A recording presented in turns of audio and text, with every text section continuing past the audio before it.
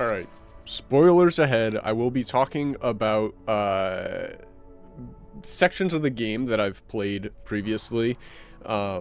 So, in very light detail.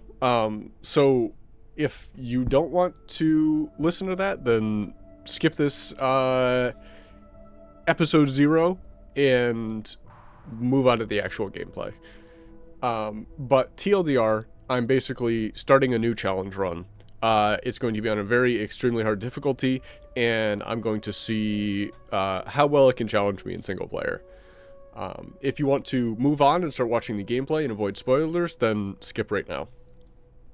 But for those of you who want to see how this goes and what it's about, I'm basically going to be starting a new single player game. I want to try Apocalyptic, because me and my friend are basically at reactors right now. We're working through reactors, and we're on normal difficulty. It's not too bad, but I was reading this, right? Difficulty will determine, for all players, how many enemies may be present in some areas, how aggressive they are, and how fast they react in combat.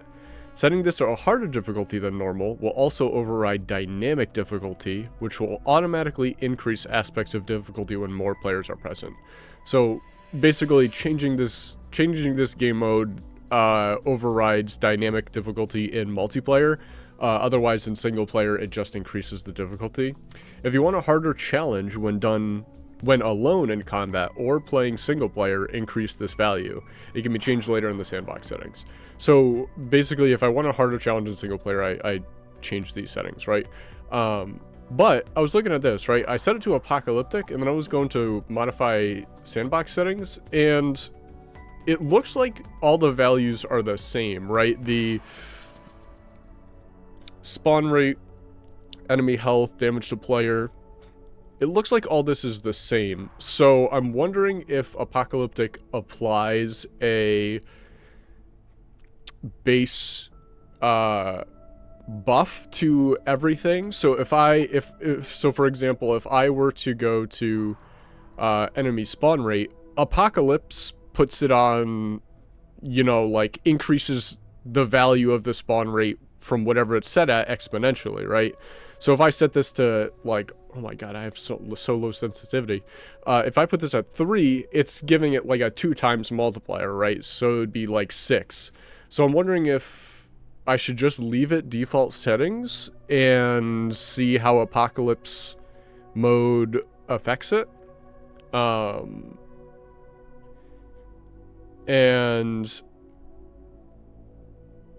I'm curious to see how Apocalypse changes it, because in the sandbox settings it currently doesn't do anything, right? So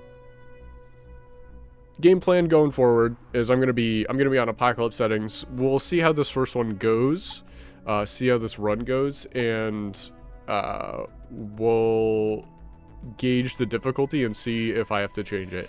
If you can hear my cat, I have a cat. She meows very loud, and she loves to meow very loud, so she will be making guest appearances at random intervals. Regardless, I think that's it. I want to do a challenge mode run where I play on a very difficult difficulty and kind of creep through the game. I like the exploration and the world building of this game, but I feel like the combat on normal difficulty is a little bit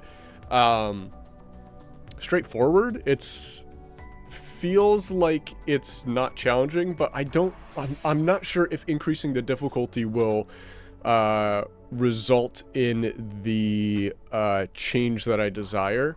It might be just that things take longer to kill and I'm gonna have to like stand on boxes and shoot them with crossbows more, right? Like it might result in crawling through the game and cheesing fights and enemies and stuff like that, but I'm curious to see how I can utilize the weapons to the best of my ability. But that's it. Let's get into episode 1.